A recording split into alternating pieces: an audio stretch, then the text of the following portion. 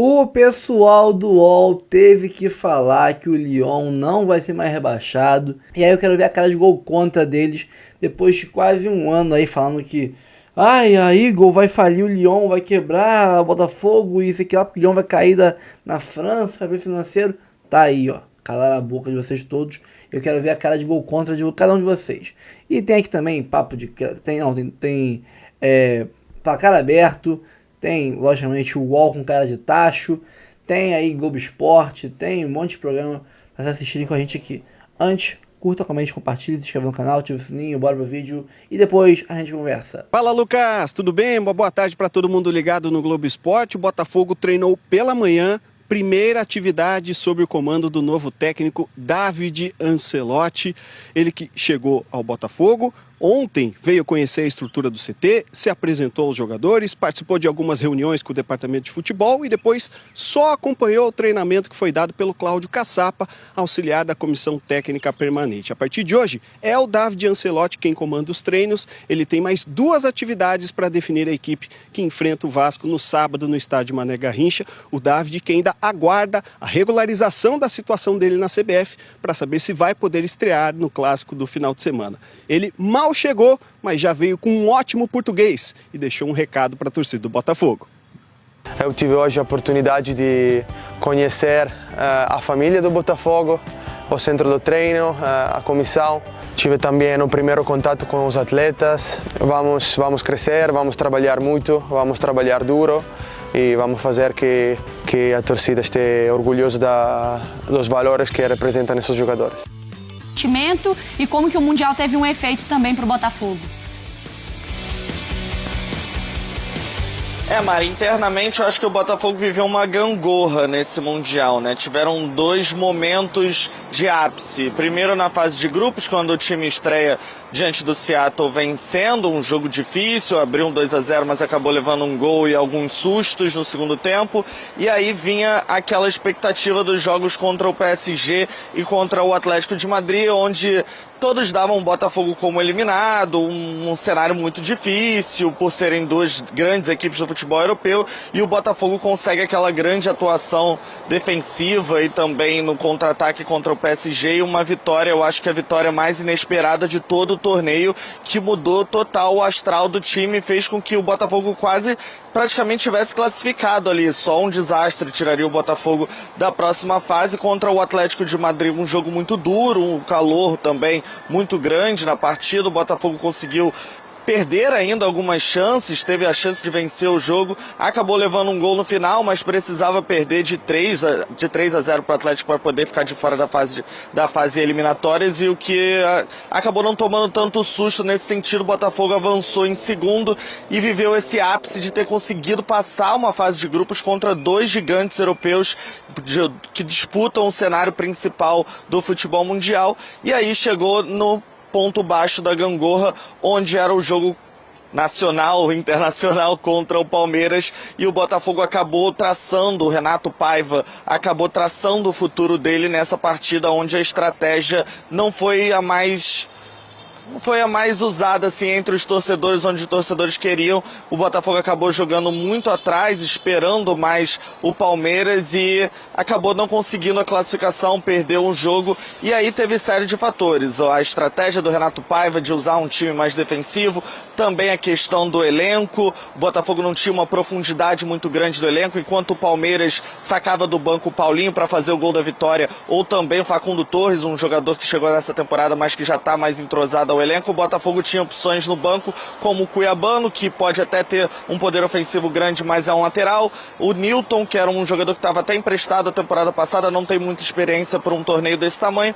E as contratações que acabaram de chegar e também não tem muita rodagem ainda no elenco. O Arthur Cabral chegou já nos Estados Unidos, o Joaquim Correa também, o Montoro também chegou um pouco antes da viagem para os Estados Unidos, então faltou um pouco de profundidade ao elenco do Botafogo.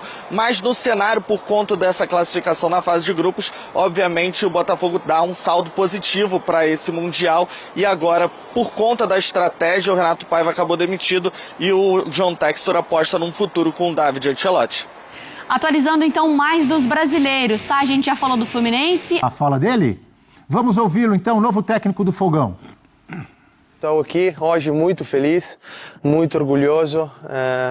Eu tive hoje a oportunidade de conhecer a família do Botafogo, o centro do treino, a comissão, observar bem o treino nesse lugar de sonho, treinar aqui.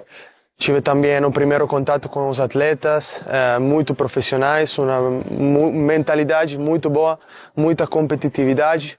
E a gente precisa disso. Vamos crescer, vamos trabalhar muito, vamos trabalhar duro e vamos fazer que a torcida esteja orgulhosa dos valores que representam esses jogadores. O Bira, ele é italiano ou é brasileiro, Bira? O David Ancelotti... Olha o português dele. Então, o David Ancelotti é italiano, mas ele fala bem espanhol. Na época de Real Madrid, ele chegou a dar algumas coletivas. Ele fala muito bem espanhol e, pelo jeito, ele aprendeu português. Fala alemão. A gente mostrou ontem, não foi, professor? Ele falando alemão pelo Bayern, quando estava no bar de Munique. Então, até no futebol europeu, tem muita gente que tem boas noções do português, por tanto brasileiro que tem lá no futebol europeu, né? O David Ancelotti deve ter pegado um pouco disso. Eu acho uma coisa interessante nisso. De verdade, não é só porque ele aprende. Mostra que é um cara que é disposto a aprender, a entender a cultura do jogador com quem ele trabalha. Se ele aprendeu português por causa dos brasileiros com quem ele trabalhou ao longo da carreira, mostra um interesse em se comunicar bem. Isso eu acho que é positivo. Mas eu critico a contratação. Eu acho que é uma contratação feita muito pelo nome. É um cara que tem um currículo legal. Eu imagino que tem uma ótima formação, mas eu entenderia mais ela num começo de temporada, que daí você está com um projeto diferente, uma coisa meio inovadora ali, está querendo bolar algo diferente, do que num meio de temporada, quando, sei lá, talvez fosse melhor um técnico com um pouco mais de rodagem, para ter alguns atalhos ali para montar um time que já vem com alguma cara ali, você tem que dar uma ajeitada. Sei lá, eu achei... Não gostei muito da contratação no geral, mas de fato eu acho que ele tá falando português desse jeito, eu vejo como algo positivo de verdade. Como o perfil de um cara que quer aprender, gosta de se comunicar. Engajado, né? Tá querendo aprender coisas diferentes, tudo. E isso é positivo para esse cenário que ele vai enfrentar. Ele tem uma mentalidade jovem, muito bem preparado. Técnico não é. Não é técnico, vai ser técnico, vai começar a ser técnico. Eu acho que aí o grande risco de tudo que a gente analisou ontem já pode tirar fora. A gente estava analisando fatores pró, contra, eu tinha falado da língua. Pode riscar. Se ele entender, que também é importante que ele entenda, né? Principalmente a linguagem dos boleiros ali. Quando os caras estão falando alguma coisa a favor ou contra. Do jeito que ele fala ali, ele entende. Perfeito. Com certeza. Já começa com o pé direito. É alguém muito bem preparado na teoria. Agora, na prática, só os jogos dirão, a convivência, o dia a dia, como é que ele vai trabalhar com esses jogadores, se ele teve essa primeira boa impressão que ele fala dos profissionais do Botafogo, se isso se confirmar na prática, tem boas possibilidades. Agora, é uma fria, o cara começar a carreira no meio de ano, na loucura que é o futebol brasileiro, por mais que o calendário do Textor não seja o nosso calendário, mas ele está começando no meio aí, sem pré-temporada. A exigência de um time que é campeão brasileiro e da Libertadores. Uma sequência de jogos difíceis. Eu concordo que pode ser uma fogueira, né, por esse cenário que a gente tem de Botafogo, de futebol brasileiro, mas, por outro lado, é uma oportunidade que cai no colo, né, prof? Porque... já começa por cima. E que outros, no lugar dele, com o currículo que ele tem como auxiliar até hoje... Nossa, abraçaria essa oportunidade com unhas e dentes, porque ele só conseguiu essa oportunidade porque tem a grife Ancelotti por trás, porque o pai deu oportunidades para que ele trilhasse essa trajetória ao lado dele. Com o privilégio de uma licença, né? Na Copa do Mundo. Tem essa coisa do privilégio dele poder, no ano que vem, ele poder sair do Botafogo, que é uma coisa também bastante discutível, questionável. Mas assim, o David precisa se conscientizar disso. É oportunidade da vida que dificilmente ele teria em outro lugar. Ele foi especulado em outros clubes, no Rangers da Escócia, no Como da Itália, clubes de prateleiras diferentes de um Botafogo, que é o atual campeão da Libertadores e o atual campeão brasileiro. Ninguém bancou. E com muita capacidade de investimento. Então, nesse aspecto, começar a carreira dessa forma, já nesse patamar, é um privilégio que ele, de fato, precisa ser muito consciente. E é isso, falar português nesse caso é ótimo, mas é até um requisito básico para que ele tenha sucesso, né, nessa experiência pesada que tem. E o meu ponto também é como o David vai lidar com essas intempéries do futebol brasileiro, que é calendário, que é a necessidade de dar resultado quando o nível de competição já está muito alto, porque é muito diferente quando você chega, né, como o Bira falou, em começo de temporada, tem um tempo para conhecer o time e vai testar no cenário de campeonato estadual, tem uma Supercopa, como o Botafogo teve, uma Recopa, torneios que não há uma exigência tão grande de se vencer, né, por ser em começo de temporada. E assim como o Paiva, ele já chega ali, ó, batido de oitavas de Libertadores, mata-mata de Copa do Brasil, e já precisando dar... Cobrança pesada, hein? E com adversários de altíssimo nível. Então esse é o ponto para ele. Pô, vai conseguir entender rápido essa dinâmica, o que o time precisa. E Brasileirão, que os jogos são todos difíceis. Milhagem dele vai aumentar muito, vai viajar como nunca viajou na vida. Em distância, ausência em relação à pensar, família. nunca passei tanto tempo em aviões. E outro desafio é que quando o cara é auxiliar, ou ele é o mentor tático e até mesmo de treinos do treinador principal, e ali o treinador principal acaba sendo mais um gestor de pessoas, o cara que lida com a insatisfação do elenco, nariz torcido daqui e dali, ou tem um trato mais humano com os atletas e mais próximo. Ou ele é esse cara que muitas vezes ajuda nesse meio campo com os atletas, que filtra algumas coisas, que às vezes ajuda ali de certa forma, aplacar uma insatisfação pontual aqui e ali. Quando se é treinador, e não... É isso, ao contrário do pai, ele não vai ter alguém ali nos bastidores de plena confiança, que é uma figura familiar. Acabou o anteparo. Por exemplo, aquela coisa do good cop, bad cop lá do... o técnico normalmente é o bad cop, que ele vai ter que dar notícia ruim, ele vai ter que dar bronca, e daí o auxiliar muitas vezes é o good cop, lá que vai dar uma... né, o policial bonzinho ali do interrogatório, né? Exato, e tem... Quando você vira o técnico, você é o cara que tem que decidir deixar o cara no banco. Você é o cara que tem que anunciar, você vai ficar no banco, você não vai nem viajar. Então, mas pelo que a gente já viu, o David Ancelotti com o pai funcionava muito ali como aquele cara que dava o F5 no Ancelotti. O pai, ó, tá rolando isso aqui no futebol, vamos testar? Vamos testar um sistema mais ofensivo. E ele é um cara muito ligado e apegado à parte conceitual. Como ele vai lidar agora com a parte que às vezes é até mais complexa do que de treinamento, do que de moldar a estrutura tática ou identidade de um time, que é a parte das relações humanas.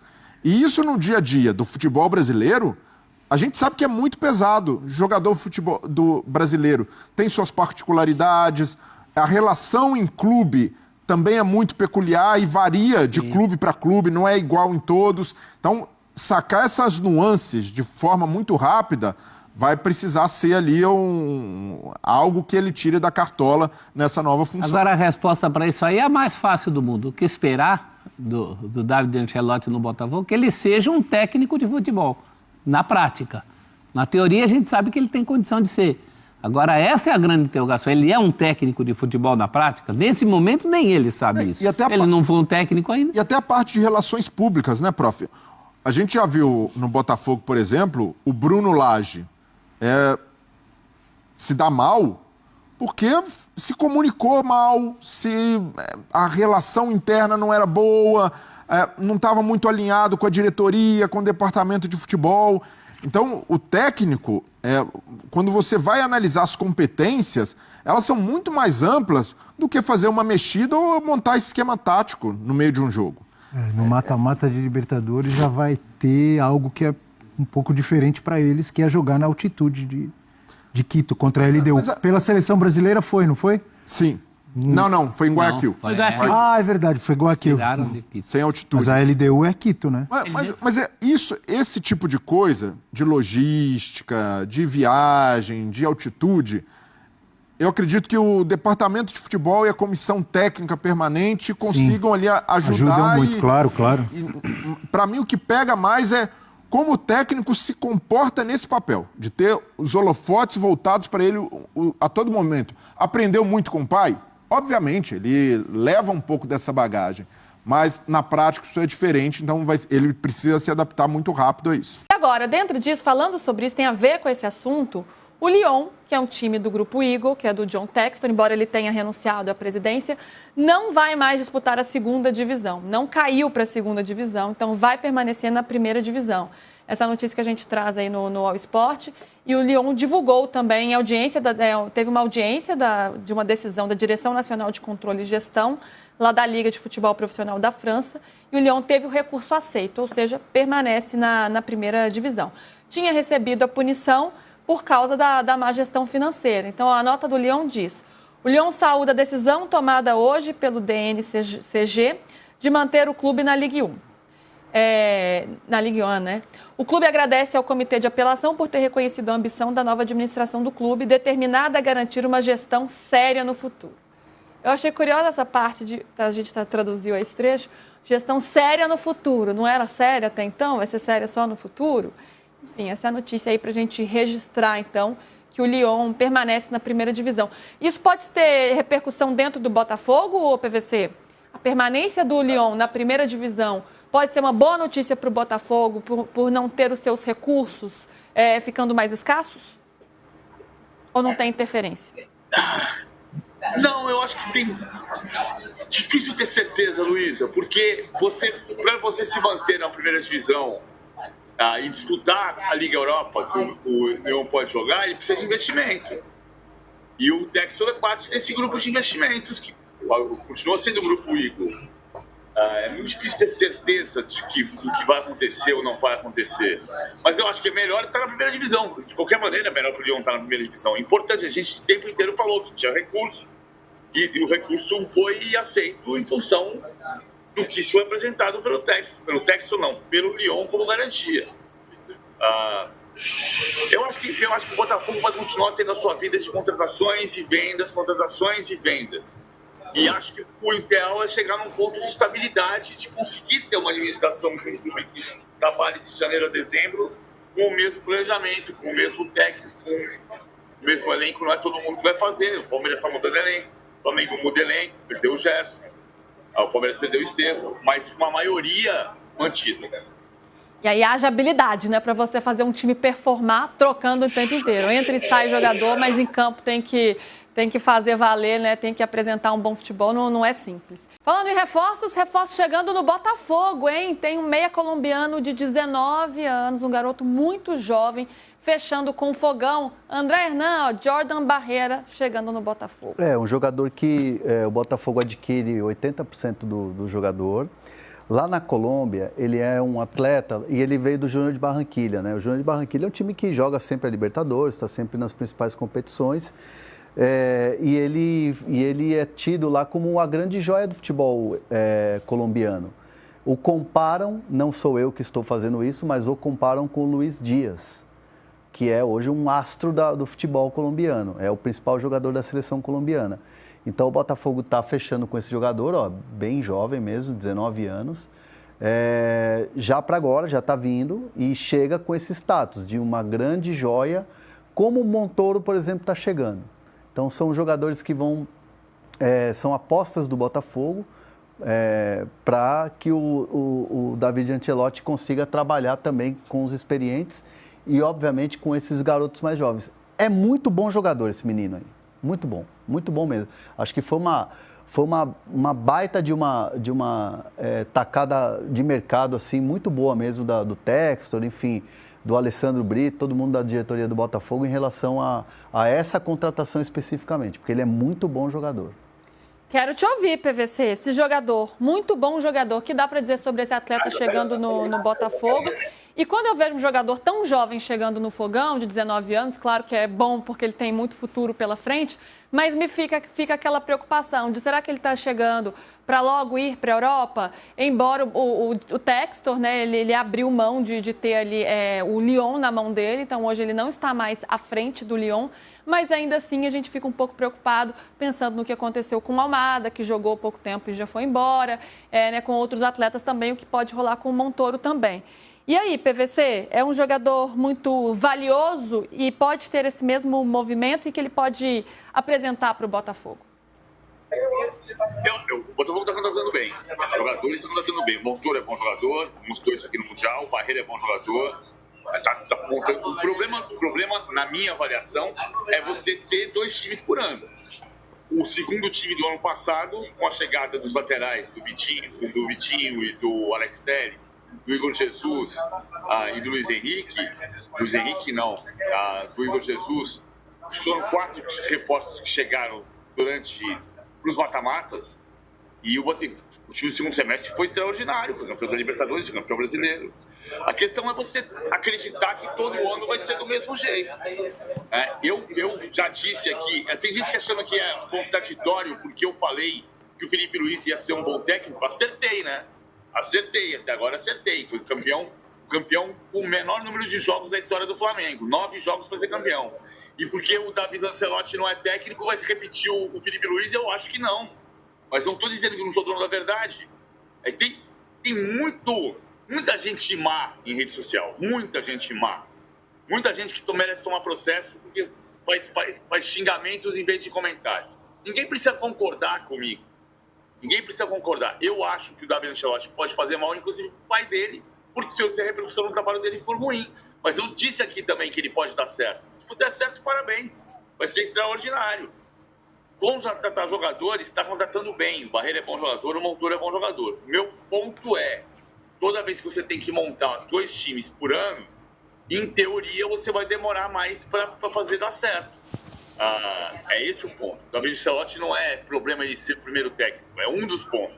E aí também trabalhar num clube que os técnicos saíram, acho arriscado para todos os lados. Mas não tenho uma bola de cristal para saber o que vai acontecer. Né? É uma leitura de cenário, né? Você não está falando o que vai, a gente não tem como dizer o que vai acontecer, mas é uma leitura de cenário unindo todos os elementos que nós temos à nossa disposição nesse momento. Então, é uma reformulação em curso, uma reformulação por parte do elenco e também com o treinador, né? O David Ancelotti chegando, primeiro trabalho dele como treinador, primeiro trabalho efetivo dele. Trabalhava com o pai, mas é diferente, né? Então, é um Botafogo que ainda tem um ponto de interrogação sobre si aí para a gente entender como vai ser o restante da temporada. E falando em chegadas, Hernan, pode chegar mais um zagueiro? O Botafogo está de olho num zagueiro do Novo Horizontino? Fez proposta oficial pelo Dantas, né? A gente estava aqui falando dessa negociação e, enfim, chegou a proposta. Um zagueiro de 20 anos, foi muito bem no Novo Horizontino, está se destacando. Até sexta-feira, mais conhecido como depois de amanhã, né? O Novo Horizontino deve dar uma resposta ao Botafogo. Pelo que me falaram, essa primeira proposta deve ser recusada e se o Botafogo aumentar um pouquinho mais, aí sai negócio. Então, é uma questão de um ajuste financeiro para a coisa andar.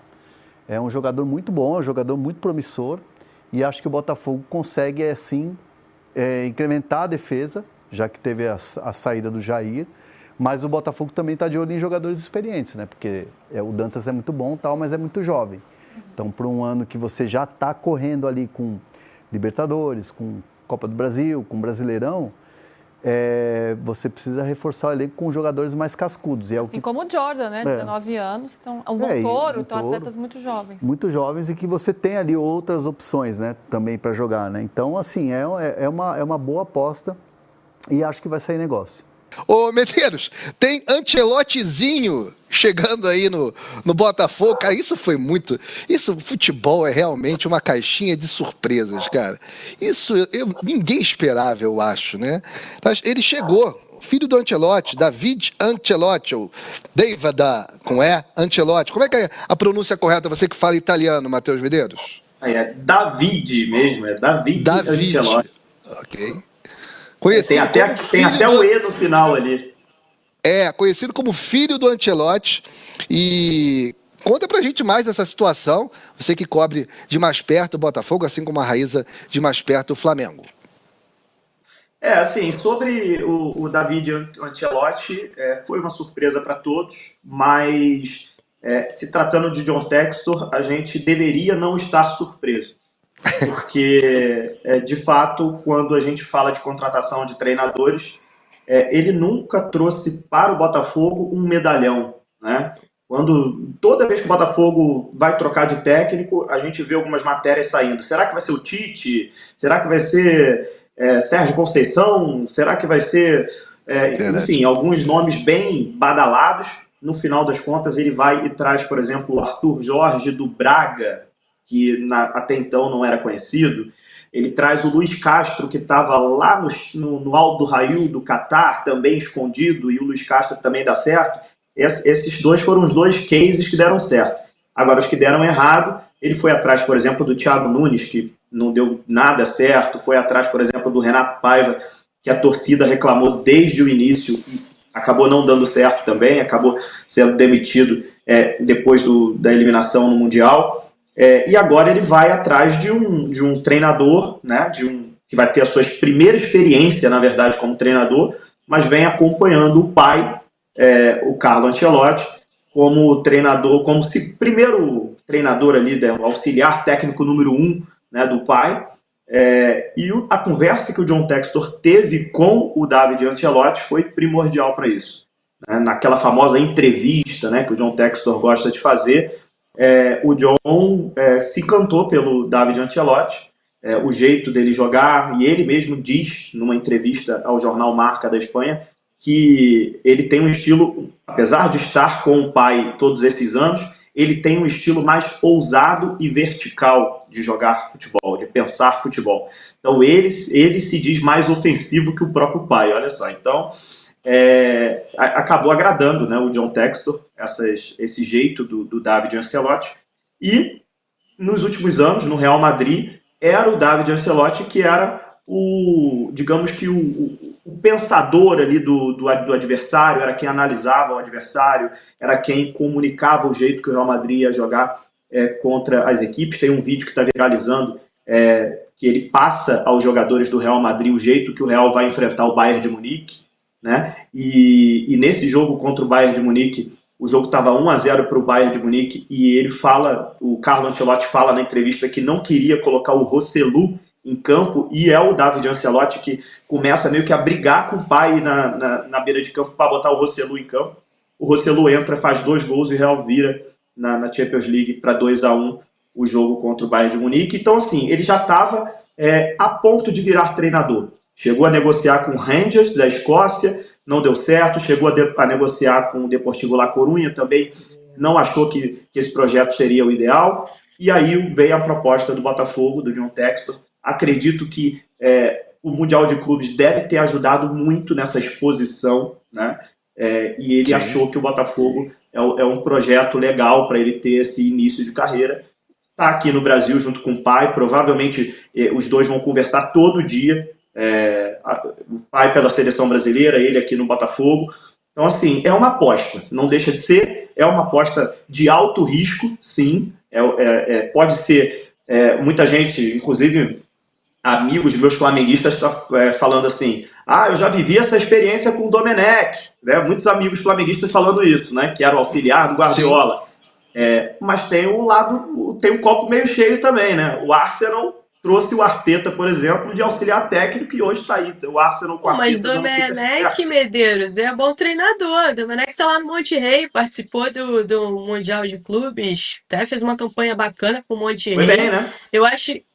Foi bem. Eu gosto do Domenech. Eu acho que ele chegou no Flamengo no momento errado, substituindo ali talvez um dos maiores treinadores da história. Talvez não, um dos maiores treinadores da Sem história dúvida. do clube, os títulos que tinha conquistado, o peso que o elenco, o time ganhou. Eu acho que foi a hora errada. Não que ele seja um técnico ruim. Acho que foi a hora errada. Agora, se tratando do David Ancelotti, acho que o que me incomoda é que, por exemplo, a CBF soltou uma nota dizendo que liberou o David Ancelotti das funções na comissão técnica da seleção brasileira, que foi em comum acordo, e que ele será convocado pontualmente, né, para preparação final rumo à Copa do Mundo. E aí a CBF diz que acredita que essa experiência à frente de um clube do país, especialmente se tratando do campeão brasileiro e da Libertadores, contribuirá significativamente para o desenvolvimento profissional do David, permitindo uma imersão, ainda fala isso, imersão valiosa no cotidiano do futebol nacional. A gente viveu uma coisa parecida com o Fernando Diniz. Na minha opinião, não foi legal para nenhum dos lados, nem para o Fluminense, nem para a seleção brasileira. Eu acho que essa relação, ela é uma relação muito ali muito perigosa, Porque como é que fica? Vai convocar os jogadores do Botafogo? Como é que vai ser essa convocação dos jogadores do Botafogo? O David vai para toda a data FIFA? Vai se dividir entre Botafogo e Seleção Brasileira? Eu acho que ainda não ficou muito claro essa situação e isso é que me incomoda um pouco nisso aí, Medeiros. Não, e assim, Exatamente. antes do Medeiros, também teve a situação do Luxemburgo, né? O Luxemburgo tentou conduzir a seleção junto com o Corinthians ali no fim dos anos 90, que também não deu muito certo. E me causa uma certa estranheza, o Medeiros, esse negócio de iniciar a carreira. O Botafogo é um bom projeto para o Ancelotti, sabe? Peraí, né? Botafogo, filho do Ancelotti, né? Esse negócio meio Marcelo, o poeta Marcelo, eu me desenvolvo e evoluo com meu filho, eu me desenvolvo e evoluo com meu pai, sabe? Como é que é o nome do filho do D2? Quem é que é da música? Eu não lembro o nome dele. Alguém sabe? Fagá sabe? Alguém do Rio? Eu não sei o nome dele, mas enfim. Eu também não sei o nome do artístico, D2, isso. Saim? Ok, obrigado. Stefan Saim. Enfim, aí o menino reprovou de ano e teve essa situação. Se o Ancelotti reprovar de ano, quem paga a conta é o Botafogo. E esse negócio, não sei se você... Eu tô com a Raíza. Eu acho que esse negócio de seleção brasileira junto aí, acho que não vai funcionar não, cara. Então, essa questão da data FIFA é algo que não está confirmado ainda e eu acho difícil que isso aconteça por o seguinte motivo. Tem 5 data FIFAs até a Copa. Tá? E a gente tem, por exemplo, data FIFA agora em setembro, em outubro e novembro. Então imagina ele sair na fase final do Campeonato Brasileiro, Libertadores, para, por exemplo, na data FIFA de outubro, há grandes chances de serem jogos da seleção brasileira contra Coreia e Japão. Imagina ele sair daqui em outubro, com Copa do Brasil em fase final, com Brasileirão em fase final e Libertadores também, para ir lá para a Ásia com a seleção brasileira. Eu acho que, assim, não está confirmado ainda, mas eu acho muito difícil essa questão da data FIFA. Eu acho que ele vai estar presente na Copa do Mundo, e aí na Copa do Mundo tudo bem. Na Copa do Mundo vai parar mesmo o futebol pelo período da Copa, toda a preparação, o futebol realmente, os jogadores costumam ganhar férias, né? Você tem ali a Copa do Mundo para você jogar, né? Que vai ser inclusive também nos Estados Unidos no ano que vem. E aí, neste momento de férias para o futebol mundial, porque vai ter Copa do Mundo, aí sim eu não vejo problema nenhum ele integrar a comissão do pai novamente e ir para a Copa do Mundo. Agora, na data FIFA, se acontecer, eu estou com vocês. Eu acho que vai ser muito prejudicial, sim. Porque não, a acho CBF até na fala, Copa. né? Não, é Demais. só porque a CBF mesmo falou. A nota oficial da CBF fala que ele foi liberado das funções na comissão técnica da seleção brasileira e que ele será convocado pontualmente para a preparação final rumo à Copa do Mundo de 2026. Meio que deixou em aberto ali. Será Em aberto, convocado exato. pontualmente quando? Por exemplo, a próxima data FIFA, o Brasil joga no Rio de Janeiro, vai jogar no Maracanã contra o Chile. Né? Nessa data FIFA ele vai estar, numa outra que ele está viajando não vai estar. Enfim, eu acho que ficou muito aberta essa situação e, na minha opinião, fica meio confuso, né? Porque realmente se dividir é difícil. A gente teve uma entrevista do Fernando Diniz no Charla Podcast, né, que ele fala que ele não conseguia, que chegou um momento que ele não conseguia ver os jogos, que ele não conseguia, né, fazer o trabalho dele da forma como deveria, porque por conta da diferença muito grande que era. E aí, eu acho que esse é um outro ponto, é a questão de convocação de jogadores, né? Como é que o Ancelotti se sente confortável de convocar jogadores do Botafogo, que é o clube que o filho dele dirige, sabe? Eu E acho não só, que isso Raíza, me incomoda um pouco. mas não só Botafogo, tá? Grupo Eagle, tá? Inclusive uma bomba ontem, né, do L'Equipe, que a mistureba que é a SAF do Botafogo entre essas equipes de continentes diferentes, né? E teve uma matéria grande falando que o Lyon teria pago salários a 54 jogadores da última temporada, mesmo com o elenco com 30 jogadores apenas. E tudo isso em meio à polêmica que a SAF do Botafogo ainda não ter publicado as demonstrações financeiras da temporada passada. Ou seja, não é questionado só lá no momento, é questionado aqui também. Você falou do Charla, se tocar nesse assunto com o meu amigo Cantarelli, ele fica vermelho. Mas o Medeiros parece muito tranquilo para falar desse assunto. Desenvolva, Matheus, por favor. A questão do balanço é sim um erro, né? Você tem até o dia 30 de abril para você publicar, você precisa cumprir as regras, né? Então, tá errado, né? Já estamos em julho. Algumas fontes dentro do clube dizem que é por conta do IPO que está acontecendo da Eagle, né? A Eagle deve abrir o capital em Nova York, está no final do processo. Enquanto isso, a questão do balanço financeiro da rede como um todo vai precisar ser modificado, vai precisar passar por um processo muito rigoroso depois que você faz o IPO. Você tem com a SEC, que é mais ou menos semelhante ali ao que é a CVM aqui no Brasil, que, para quem não entende muito dessa área, é como se fosse um órgão regulador de quem você está abrindo capital ali naquele momento, de uma empresa que está abrindo capital na Bolsa.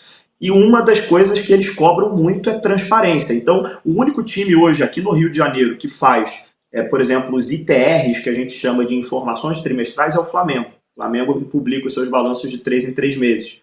Tem um balanço anual e tem de 3 em 3 meses umas atualizações que o Flamengo solta para o mercado. O Flamengo está fazendo esse trabalho e o Botafogo, depois que abrir capital através da SAF da Eagle, né, vai ser obrigado a fazer o mesmo que o Flamengo faz. Então, assim, é o último ano para errar. A partir do momento que você abrir o capital, você precisa de transparência. E aí acredita-se que depois desse IPO, o Botafogo se regularize. Mas, neste momento, não tem o que passar pano, né? Essa famosa palavra que o pessoal fala. Não tem o que passar pano. Está errado, deveria ter publicado dia 30 de abril e é isso. E você acha, Medeiros, que inverte a pirâmide? Porque o Lyon indo para a segunda divisão passa o Botafogo a ser a principal referência aí do grupo, ou pelo menos acima do Lyon como referência? Assim, eu acho que ele nunca colocou, sendo bem sincero, ele nunca colocou o Botafogo ou o Lyon nessa questão de competição. Ele usa o Molenbeek hoje como experiências, né? Até porque o Molenbeek está numa liga belga na segunda divisão, então alguns jogadores que acabam não dando certo no Botafogo, no próprio Lyon, ele coloca lá no Molenbeek. Mas o Lyon, ele acaba, por estar na França no futebol europeu, ele acaba sendo o maior orçamento, né? Estamos falando de euros, né? De uma moeda muito mais forte. Então, atrai também os grandes jogadores, né? Por exemplo, eu costumo dizer que é uma rede colaborativa. Por exemplo, o Botafogo no ano passado, ele precisou muito do Lyon para ser campeão. O Botafogo só consegue trazer o Luiz Henrique e o Almada por conta da promessa de ter o Lyon, em caso ele quisesse levantar o dedo e falar, quero ir para a Europa. Então, teria essa promessa dele para o Lyon a qualquer momento. Então, o Botafogo consegue os títulos no ano passado muito pela ajuda do Lyon dentro do grupo. E o Lyon agora, com o Botafogo, né, por exemplo, o Botafogo valoriza o Luiz Henrique, vende o Luiz Henrique para o Zenit por um valor altíssimo. Esse valor é usado para o Lyon lá no DNGC, para o Lyon conseguir comprovar lá o que ele precisa para não cair de divisão. O Almada sai do Botafogo muito valorizado. Botafogo compra o Almada por 25 milhões e saiu uma notícia hoje que o Lyon recusou, o John recusou 35 milhões do Benfica. O Benfica agora quer oferecer 40 milhões de euros pelo Almada. Notícia de hoje. Então, assim, o Botafogo também consegue valorizar alguns ativos que acabam ajudando o Lyon depois. Então, acho que é uma rede colaborativa, é uma troca. Um vai tentando ajudar o outro. Acho que o torcedor, principalmente o torcedor do Botafogo, às vezes fica torcendo pelo insucesso do Lyon. Eu vi alguns torcedores do Botafogo comemorando esse rebaixamento. Todos os meus amigos, e quem eu posso falar assim que é botafoguense, eu falo, gente, o Lyon estar bem é o Botafogo estar bem. Então não torçam contra. É uma rede colaborativa de multiclubes. No Manchester City acontece a mesma coisa. Então, assim, o pessoal às vezes fica na internet pensando de forma diferente, mas na gestão, acho que é mais assim que funciona. Ou seja, também de que... Diga, rapidinho, Vegeta, só para completar aqui, ele entrou nesse assunto do Thiago Almada. Hoje, mais cedo, eu conversei com pessoas ligadas ao Almada e ao Benfica também. Me passaram que não procede essa informação de que o Benfica ofereceu 35 milhões de euros pelo Almada. O que me passaram é que ofereceram 26 milhões de euros por 60% dos direitos econômicos dele, e eles estão confiantes de vão conseguir fazer negócio junto com o Lyon, com o Botafogo. Me passaram, Medeiros, aí eu não sei, talvez você possa confirmar, que o Almada foi emprestado novamente para o Lyon. Aí esticou o empréstimo dele até junho de 2026, né? Que ele voltaria ao Botafogo por conta desse empréstimo, voltaria entre aspas, né? Mas que já foi reemprestado, que aí foi para junho de 2026. Mas sobre os valores, me falaram que é isso, o Benfica está querendo pagar menos justamente porque está querendo 60% dos direitos econômicos, é uma estratégia, né, para não pagar um valor cheio, por exemplo, como 40 milhões de euros.